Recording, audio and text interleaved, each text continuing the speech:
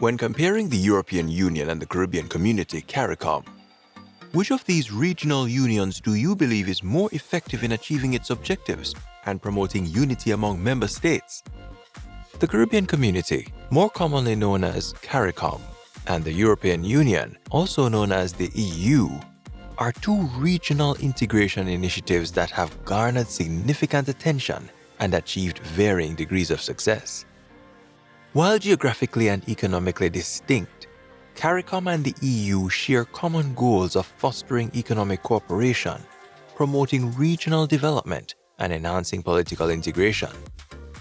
Yet, the EU has managed to see better success since the 1990s when compared to CARICOM. Why is that? In today's video, we will highlight the similarities and differences between CARICOM and the EU, explore the pros and cons of integration processes, and discuss the future and if CARICOM would be able to emulate the success of the European Union. Before we get started, let's first take a look at what exactly is the EU and CARICOM. Many may have a general understanding already of what is the EU.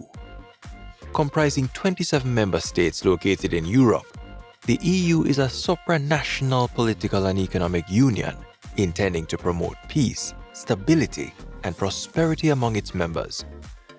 The EU operates under a system of shared governance where decisions are made collectively through a complex institutional framework. It has evolved from its origins as an economic union into a broader integration project encompassing various policy areas such as trade, agriculture, justice, and foreign affairs. A lesser-known integration project is the Caribbean Community, which has many of the same aims and principles as the EU. In contrast, CARICOM has 15 member states in the Caribbean region.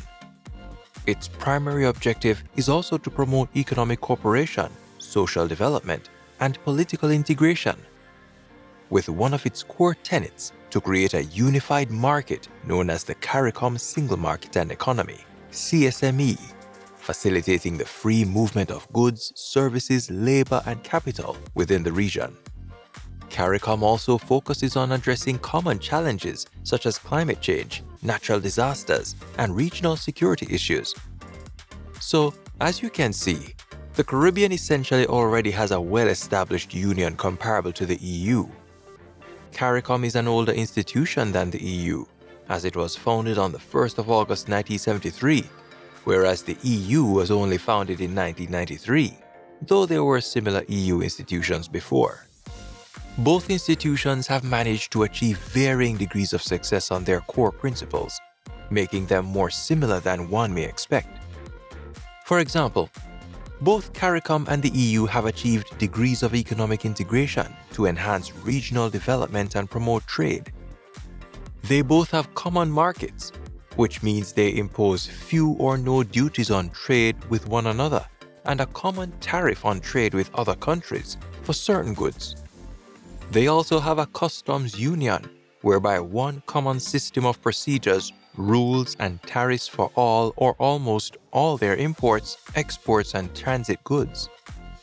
In addition to economic integration, both regional blocs have embraced the principle of free movement of people, allowing citizens to travel, work, and reside within member states. The CARICOM Single Market and Economy, known as CSME, and the similar EU's Schengen Agreement enable the free movement of people, which can help foster cultural exchange and facilitate labor mobility. There has even been, to some degree, a level of policy coordination between members in both the CARICOM and the EU.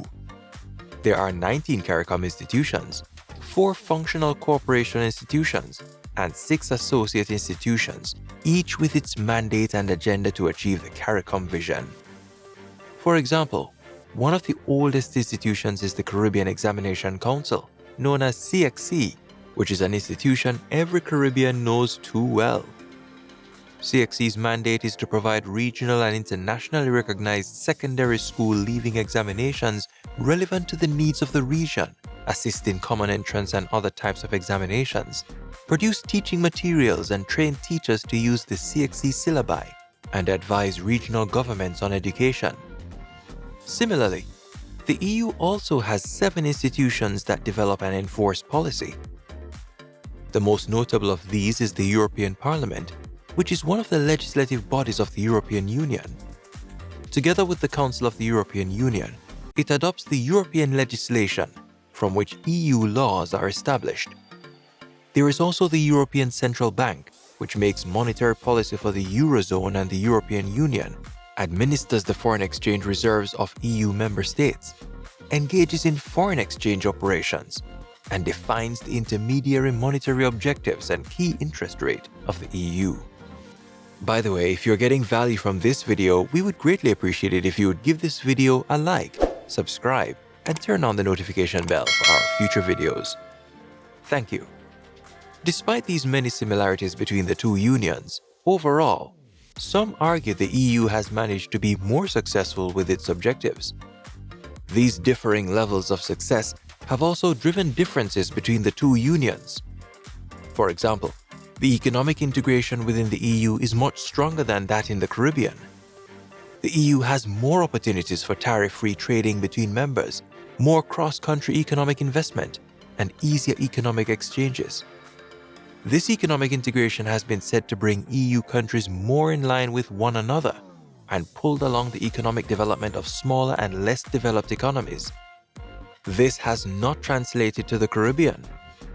CARICOM member states still exhibit significant economic disparities, with some countries being vastly more developed than others. Haiti, for example, a CARICOM member state, has a GDP per capita of US $1,829.59, whereas the Bahamas is US $27,478, 15 times bigger than Haiti. Another highlight is the political integration that the EU has managed to achieve when compared to CARICOM. The EU aims to achieve a supranational structure, meaning that many laws are passed within the EU Parliament which is then applied to all member states, with the European Commission holding significant decision-making powers. CARICOM, on the other hand, has focused primarily on functional cooperation and intergovernmental decision-making, resulting in a more decentralized governance structure.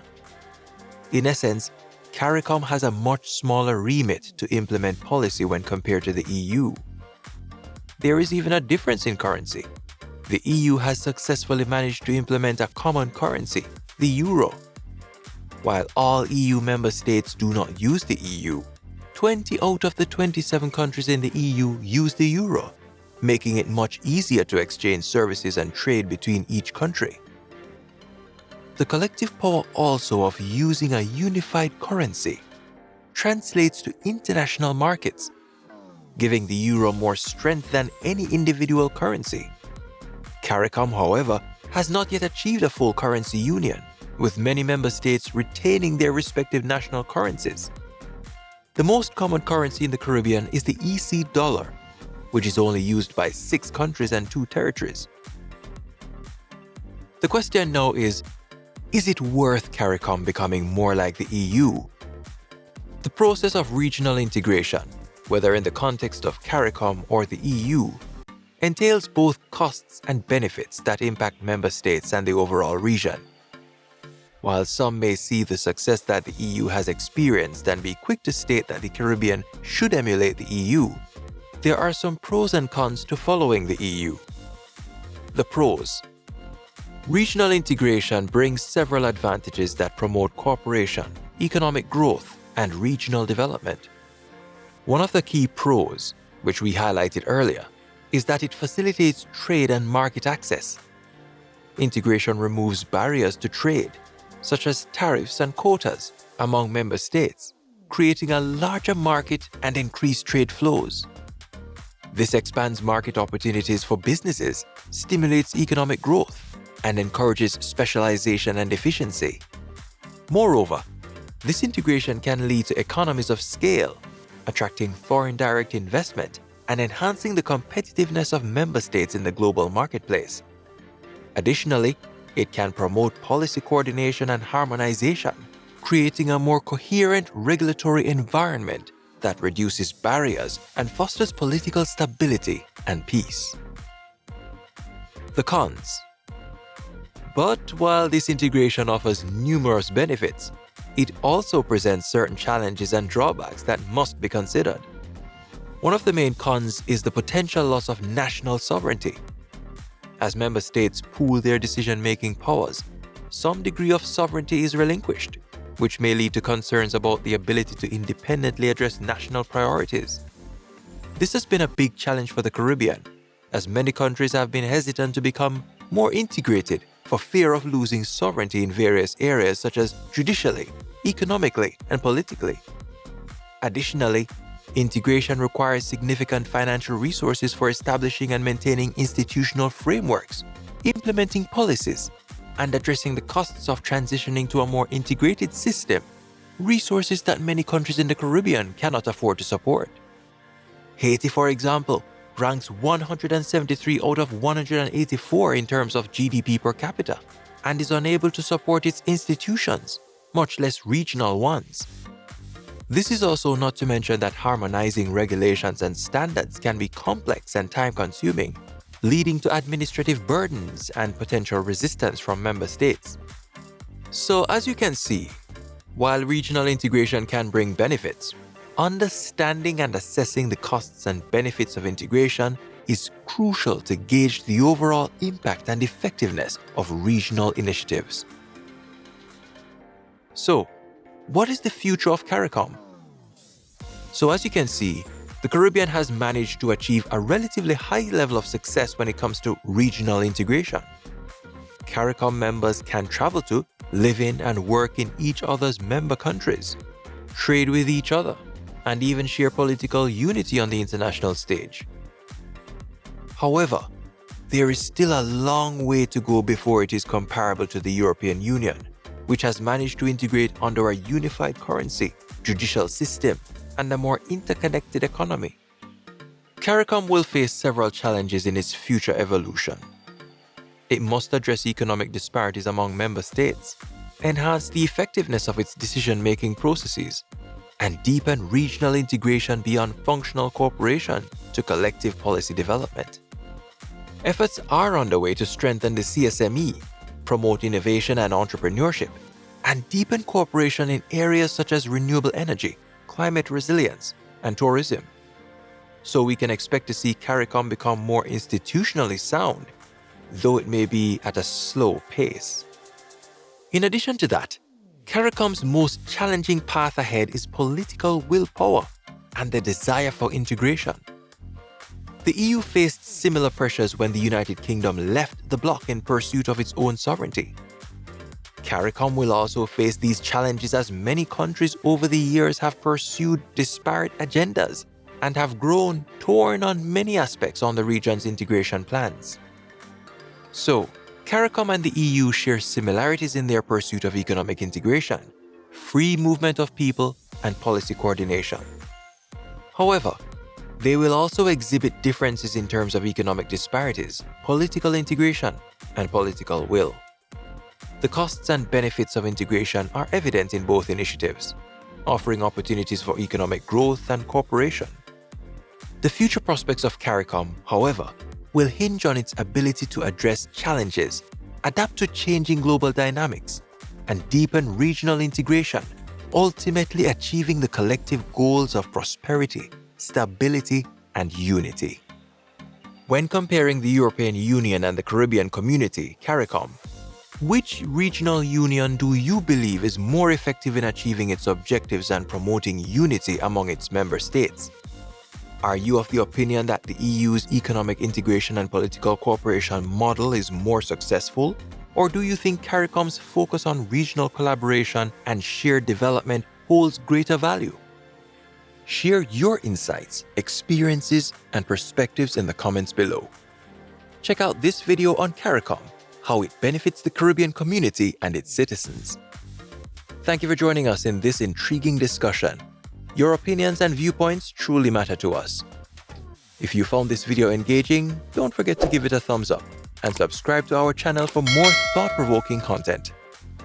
Stay tuned for future videos where we explore different topics and delve into the diverse perspectives of our wonderful Caribbean community. Until next time, take care and keep sharing your voices. This is J-irie Caribbean.